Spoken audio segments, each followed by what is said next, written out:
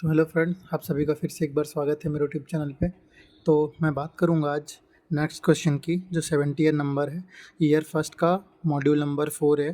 तो क्वेश्चन क्या बोल रहा है, what is the specific gravity of the solid if the density of a solid is 19.5 gram centimetre cube.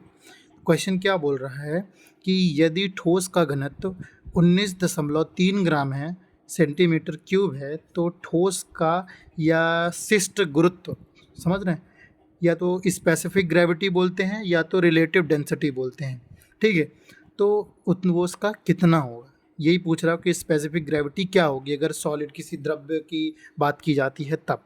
तो हम चलिए यही पता करने के लिए आपको बता देते हैं। सबसे पहले तो हमको पता होना चाहिए कि इसका एक बेसिक फार्मूला होता है। बेसिक फार्मूला क्या होता है, अगर हम सबसे पहले हमको क्या लिख लेते हैं,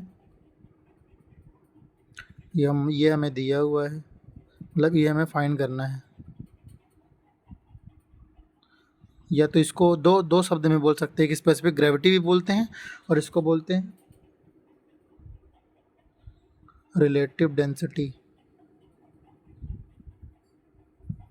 is equals to density of substance upon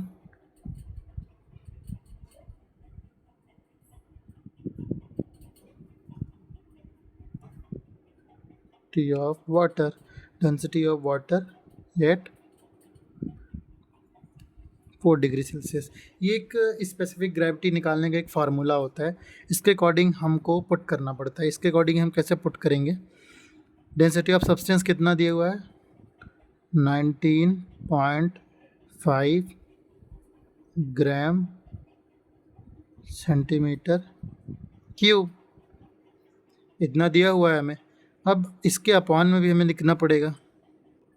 तो फ्रेंड्स, आप लोग को एक बात मैं बता रहा हूँ, और तो जैसे इसमें जो डेंसिटी ऑफ वाटर दिया हुआ है ना, तो हमें यहाँ पे वाटर का तो है नहीं, तो इसमें घनत्व ही जब मानना है तो उसमें मान रखना पड़ता है। तो हमें जो आपने हमें अभी हमने पिछले क्वेश्चन में क्या पढ़ा था कि S equal to M upon V, ये होता है। तो हमको पता होना चाहिए कि जो ये होता है, ये मतलब सॉलिड जो होता है ना, वो मास अपॉन वॉल्यूम के एग्जैक्ट होता है। तो उसको हम कैसे डिनोट करते हैं, यहाँ पे तो हमने दिया नहीं है, यहाँ पे इसकी हम उसकी वैल्यू रखेंगे 1 ग्राम पर सेंटीमीटर क्यूब, ये होता है। अब इसको इससे हम क्या डिवाइड करें या क्या इंटू करेंगे, कुछ भी करेंगे तो हमारा आंसर कितना आएगा, 19.5। बस ये आपका आंसर आ जाएगा। आप लोग के उसमें दिया हुआ है, जो ऑप्शन में दिया है वो ए दिया, बी, सी, डी, इन तीनों में अपना जो क्वेश्चन वो दिए हैं, ऑप्शन दिया है 18.0, 18.5, 19.0 एंड 19.5। तो हमारा यही आंसर है, 19.5 पॉइंट ही तो आंसर आ रहा है।